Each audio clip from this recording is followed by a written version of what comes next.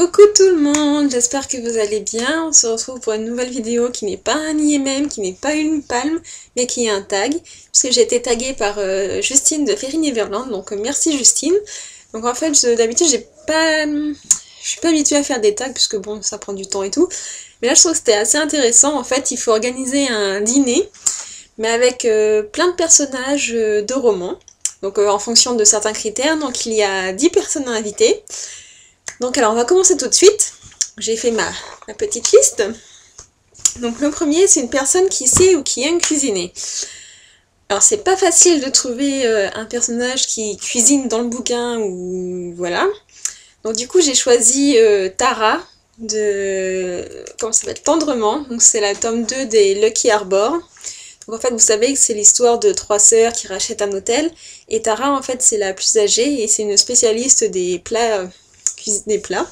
Du coup, elle fait pas mal de cuisine et tout, et en général, elle ramène toujours des petits gâteaux, des petites pâtisseries, des petits trucs comme ça. Je me suis dit que c'était vraiment l'occasion de goûter enfin sa fameuse cuisine, surtout qu'à la fin du tome 2, il y a quelques recettes qui ont l'air très appétissantes. Ensuite, c'est une personne qui finance la soirée. Donc là, j'ai choisi Edward Cullen de Twilight. Enfin, finalement, c'est pas vraiment Edward en lui-même, c'est plutôt la famille Cullen, mais bon, j'avais pas invité les 7 personnes. Parce qu'en fait, si vous vous souvenez bien, c'est Alice, donc qui a le don de voir l'avenir, qui essaie les cours de la bourse, et du coup, les Cullen investissent en fonction des cours de la bourse. Donc du coup, ils amassent pas mal d'argent, puisque ils savent investir sur les bons plans, et du coup, ils sont très riches. Et puis je me suis dit que bon, autant en choisir un, autant choisir le plus connu, Edward. Sinon, je pense que j'aurais choisi Emmett, mais il ferait rentrer dans une autre catégorie, donc bon. J'ai choisi Edward Cullen de Twilight. Ensuite, c'est un héros ou une héroïne. Non, pardon, je me trompe. Personne qui pourrait causer une scène. On va faire ça dans l'ordre quand même. Alors là, c'était... J'ai tout de suite su qui j'allais prendre. Donc j'ai choisi la mère d'Elizabeth Bennet dans Orgueil et Préjugés. Parce que ce soit dans le roman ou les films, elle est complètement folle. C'est une femme en fait qui est hypocondriaque, donc dès qu'elle a quelque chose de travers, ça y est, elle va mourir et tout. Elle est toujours en train de raconter des ragots et tout ça, enfin je la trouve super marrante. Et du coup, je me suis dit que c'était pouvait être celle qui allait causer une scène parce qu'il n'y aurait pas eu assez à manger, ou il y aurait eu, je sais pas, un invité qui lui plaisait pas ou qui lui revenait pas, donc je me suis dit que c'était la personne parfaite pour ce genre de situation. Ensuite, une personne drôle ou amusante. Donc alors là, j'ai choisi Lizzie, où son surnom c'est Miss Lagaffe. Donc c'est un roman tiré de Miss Lagaffe, donc de Meg Cabot. C'est un roman chick lit qui est interdit aux moins de 15 ans d'après Hachette. Et c'est vraiment le roman que je peux vous conseiller de Meg Cabot, c'est juste mon chouchou. C'est en 3 tomes et j'ai juste adoré cette série. En fait, je l'avais prêté aussi à une copine qui était venue passer un week-end. Elle avait lu les 3 tomes en un week-end. Donc elle s'était couchée à 2h ou 4h du matin, enfin un truc de fou. Et du coup, c'est une fille... complètement un peu faux folle, qui fait tout le temps des boulettes dans son parler ou dans ses gestes, et du coup c'est la personne pareil adaptée à la situation. Ensuite une personne sociable ou populaire. Donc alors là j'ai choisi Willem de Ruyter pour Un jour avec toi de Gail Forman, puisqu'en fait dans ce premier tome il est un peu mystérieux quand même ce garçon, mais on voit tout de suite qu'il va spontanément vers les gens. Il leur parle directement, même sans les connaître. Et du coup, je trouve que c'est vraiment un atout particulier. Puis c'est vraiment une personne très sociable, quoi, du coup. Après, populaire, bon, ça, je sais pas trop. Je pense qu'on en saura plus dans le 2e tome. Mais en tout cas, c'est une personne sociable et j'avais très envie de l'inviter à mon dîner. Ensuite, c'est un vilain, ou une vilaine, un méchant, quoi. Alors là, j'ai choisi, c'est un peu compliqué à lire. C'est Elea Ril Morienva. Donc c'est la méchante de la trilogie, la trilogie Elana, et également, je ne sais plus si c'est une trilogie, c'est une trilogie aussi Ewilan, donc de Pierre Bottero. En fait, c'est un univers que Bottero a créé, donc c'est Gwenda Lavire, et en fait, il y a un gros méchant qui regroupe toutes ces histoires.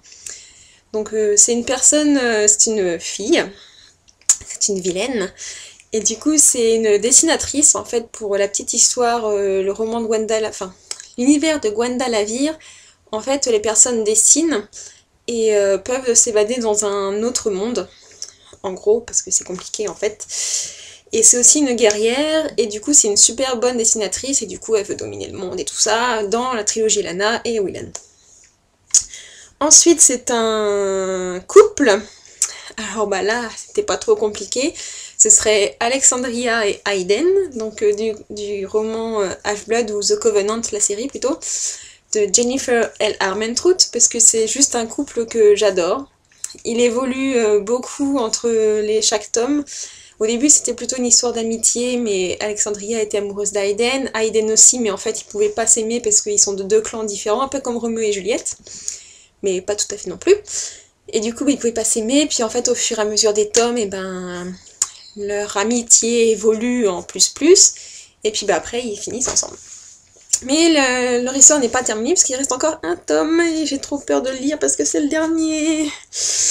Bref, ensuite donc c'est un héros, une héroïne. Bah là c'était pareil, c'était pas très compliqué à choisir. Enfin, pas très compliqué. En fait, cette héroïne-là, j'aurais pu la mettre dans la dernière catégorie qui est un personnage au choix. Mais en fait, non, parce que j'en ai choisi un autre. Donc du coup, pour l'héroïne, ce sera Katniss Everdeen. C'est juste parce que Katniss, c'est the héroïne qui est forte, qui est aussi sensible parfois, puisqu'il y a quand même des événements qui la touchent. Elle n'a pas une carapace non plus. C'est juste un personnage vraiment très humain dans un univers assez dur, et enfin c'est... Je la monte un petit peu, je la mets un peu sur un piédestal, mais pour le moment j'ai pas encore trouvé d'héroïne aussi forte qu'elle. Ensuite, un personnage qui n'est pas apprécié à sa juste valeur. Alors là, c'était compliqué de choisir. Enfin, du moins de trouver déjà quelqu'un. Parce qu'en général, les personnages sont quand même tous plus ou moins appréciés dans les histoires. Et en fait, j'ai trouvé que Conrad, dans L'été où je suis devenue jolie, pouvait correspondre à ce critère-là. Donc en fait, Conrad, vous savez qu'il y a Belly, Conrad et Jérémia, je crois. Je ne me souviens plus. Et donc du coup, Conrad, c'est un peu le salaud, quoi. Et du coup, il n'est pas apprécié à sa juste valeur, puisqu'en fait, on sent que derrière cette carapace de salaud, il y a un être sensible et qu'il a des choses à nous montrer, et que du coup, on l'apprécie pas tout de suite, quoi. Et pour terminer, donc c'est un personnage au choix. Donc je voulais quand même qu'il y ait un peu l'équivalent féminin-masculin, puisque bon, pour faire une table, vous savez que c'est toujours un peu mieux. C'est toujours un gars, une fille, ça fait toujours un peu mieux dans une table. Et donc du coup j'ai choisi le prince Maxon, donc de la sélection de Kirakas, puisque c'est un personnage que j'aime bien, il est assez attentionné, il est mignon je suppose, il est gentil, et du coup en fait je me disais qu'il s'entendrait assez bien avec Edward Cullen, et avec Hayden de Half-Blood, donc je pense que ces trois-là pourraient bien s'entendre. Après je me suis dit aussi que Tara, Alexandria et Katniss pourraient bien s'entendre. Lizzie, elle s'entendra avec tout le monde, donc il n'y a pas de souci. Il y a peut-être juste la mère d'Elizabeth Bennet qui du coup est super chiante. Donc du coup je ne sais pas si elle sera très appréciée des convives. Et quant à Conrad, je pense qu'il s'entendra bien aussi avec le prince Maxon et avec surtout Willem. Donc voilà, j'ai essayé de faire une table assez hétéroclite, mais quand même avec des personnages qui pourraient bien s'entendre. J'aimerais vraiment que ce soit réel, que je rencontre ces personnages et qu'on dîne ensemble, tout pour goûter la bonne cuisine de Tara. Mais bon, voilà, c'était un tag plutôt très sympa à réaliser, faut pas mal réfléchir, puisque du coup, c'est des questions qui nous... Voilà, on n'a pas tout de suite un personnage qui vient spontanément. Du coup, j'ai fait un peu le tour de ma bibliothèque en me disant, bon alors... Dans tel livre, ça, est-ce que ça pourrait, est-ce que lui il correspondrait, enfin bref, voilà. Donc c'était mon tag Le Dîner littéraire, donc proposé par Justine. Donc si vous voulez reprendre ce tag, il n'y a pas de souci, par contre, comment on dit, vous citez Justine de Fairy Neverland, donc je vous mettrai toutes les infos en barre d'infos sous la vidéo. Et du coup, voilà. Donc merci Justine pour ce tag, c'était assez amusant, j'espère que ça vous a plu, et puis j'ai très hâte de voir vos différents dîners littéraires. Salut!